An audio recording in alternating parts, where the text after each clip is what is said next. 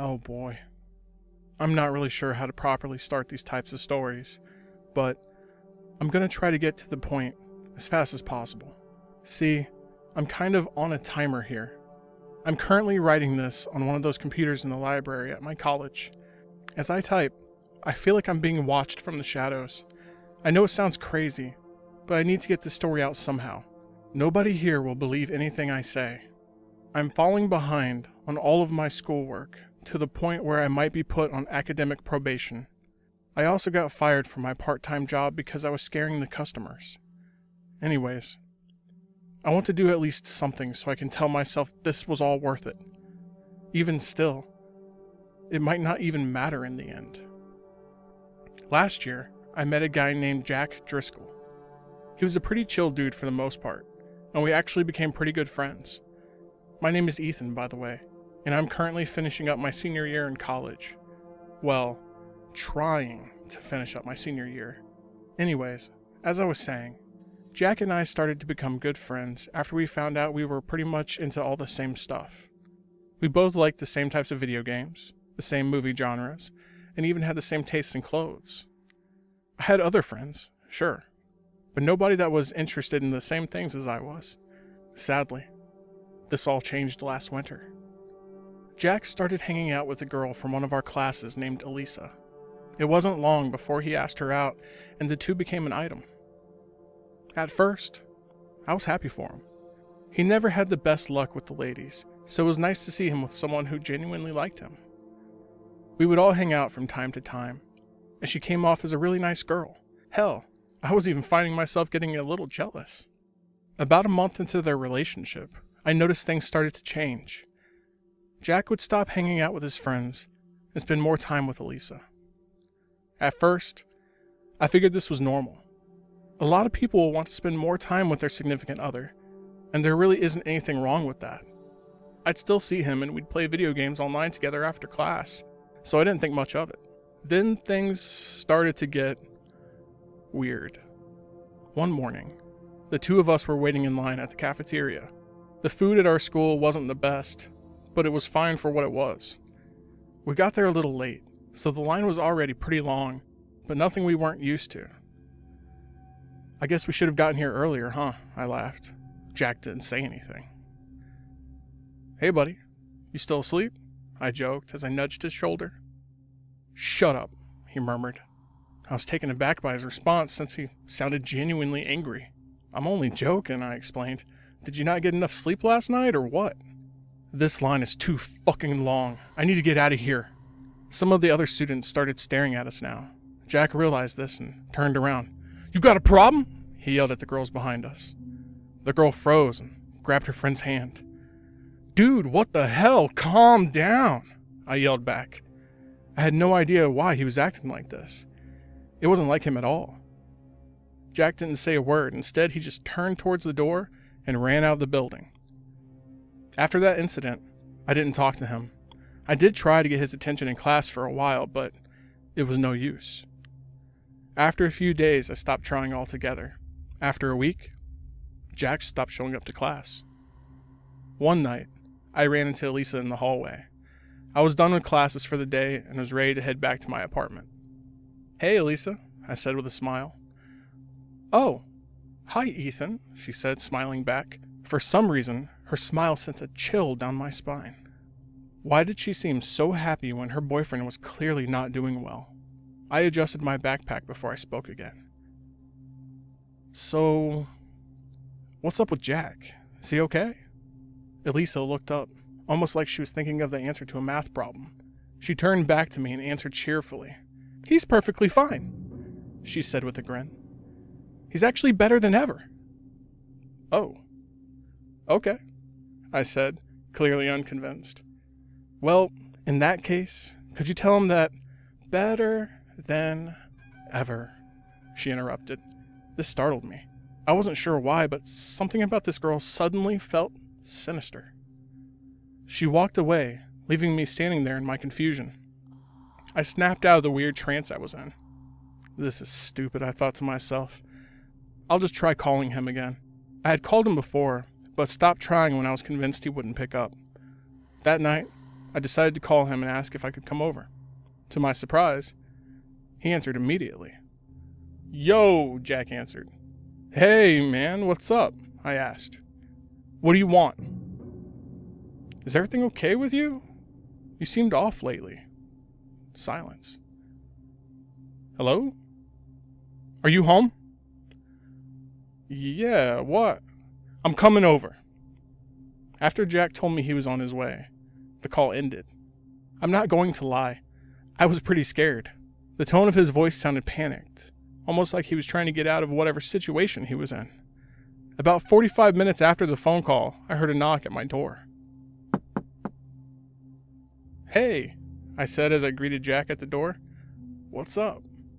I tried to remain as calm as possible. It was obvious once I saw him that something was seriously wrong with the guy. "I don't know," he whispered as his eyes darted back and forth. "Are you alone?" I nodded my head and let the poor guy in. He sat down on my old couch I had set up in front of the TV. My roommates were out for the night, so I wasn't really worried about anybody coming back anytime soon. "Dude, what is going on with..." "Turn off the lights!" I froze for a minute. "Jack, you're scaring me. What's..." "Turn off the lights! She can't find me!" I did as I was told. This was turning out to be worse than I thought. "Are you talking about Elisa?" I asked, my voice trembling slightly. "Did she do something to you?" Jack didn't answer. I put my hand on his shoulder. "Dude, I want to help you, but there's nothing I can do if I don't know what's going on." Jack was violently tapping his fingers on his legs. He continued to stare at the ground as he answered me. "There's something wrong with her, man," he whimpered. "I think she's like... part of a cult." I raised my eyebrows. I could tell he was scared, but this was a little much. Even still, she must have done something pretty messed up to him for Jack to think this way. "Why do you say that?" I asked. "Also, have you asked anyone for help? If she's scaring you that badly, you know you can go to the police, right?" "I can't!" He jerked his head to face me, and I almost threw up. Jack was crying, but his tears were black. I thought I was seeing things at first, since the lights were off, but he confirmed my suspicions with what he said next. "She did this to me. I don't know how, but I know it was her." He continued to cry, the black liquid staining the couch cushions like ink. "The other night, she caught me crying these gross fucking tears and said that I was ready. What the fuck is that supposed to mean?" I didn't know how to answer him. This is totally beyond my realm of understanding, and I knew there was nothing I could say that would give him any relief. "We'll figure something out," I said after about a minute of total silence. "But we should call the police.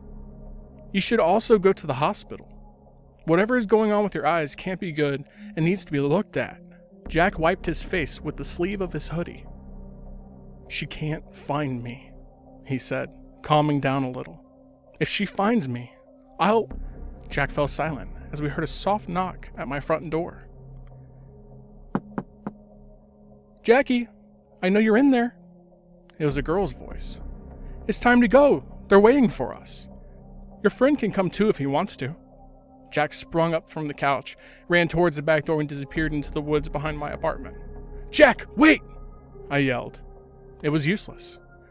I raced after my friend while dialing 911 on my cell. I told the police what was happening, and they assured me officers would be on their way as soon as they could.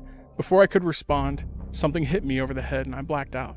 What happened next still seems like a horrible nightmare. But I know what I saw was real. When I eventually came to, I was tied to a tree trunk. There were several figures standing in a circle around another figure who was strapped to a chair. As my vision returned, I could see that each figure was wearing a long black robe and a blue mask. I focused on the figure in the chair. It was Jack. I tried to scream, but my mouth was taped shut. I finally came to the horrid conclusion that I was not only present in the middle of a cult meeting, but I was about to witness a human sacrifice. One of the cultists walked towards Jack and lifted its mask. It was Elisa. Grabbing his chin, she pulled his face close to hers and gave him a kiss. He pulled back and began swearing at the girl. I didn't blame him. I had a couple of things I wanted to say myself, but couldn't due to my own restraints. Another taller cultist began to read from an old-looking black book. As he read, a number of the other cultists swarmed Jack like hungry vultures. One cultist taped his mouth shut, while two held down his chair. I watched in horror as a fourth cultist pulled out a rusty-looking tool. The cultist plunged the tool into each of Jack's eyes, slowly tearing them out. The blood that rushed from his eye sockets appeared thick now, like tar. To finish it off, the cultist that had taken Jack's eyes fixed a blue mask to his face. He was still alive, but for how much longer? I had no idea. As the one cultist kept reading from the book, the ground beneath Jack began to tremble. Black tendrils sprouted up like demonic weeds. Some of the tendrils wrapped around his waist, others his ankles, and one even plunged itself down his throat. I was beginning to pass out. Suddenly, I heard sirens in the distance. This caused the cultist who was reading to stop. "What are you doing, you idiot?" one of the cultists screamed. "If you stop now, he'll—" The ground stopped shaking, and the tendrils retreated back to whatever hell they came from. Everyone went silent. The cultists all seemed to freeze and, for a moment, almost looked like statues. The silence was soon broken by a faint, sinister laugh coming from Jack. "You made him mad," Jack hissed. These were the last words I ever heard my friend say. I watched him break free from his bonds like they were nothing. Jack charged each cultist, tearing them apart and splattering their entrails all over the frost-covered ground. My vision started to go, and the sounds of the screaming cultists seemed to fade into the distance. I only wish I had totally passed out before hearing that horrible crunching, the sound of bones breaking and organs being devoured. My former friend was eating his captors, and I was sure I would be next. I woke up to a police officer shining a light in my face. "He's up! Quick! We need a paramedic over here!" I sat up and looked around. I'm alive," I mumbled, still in a haze.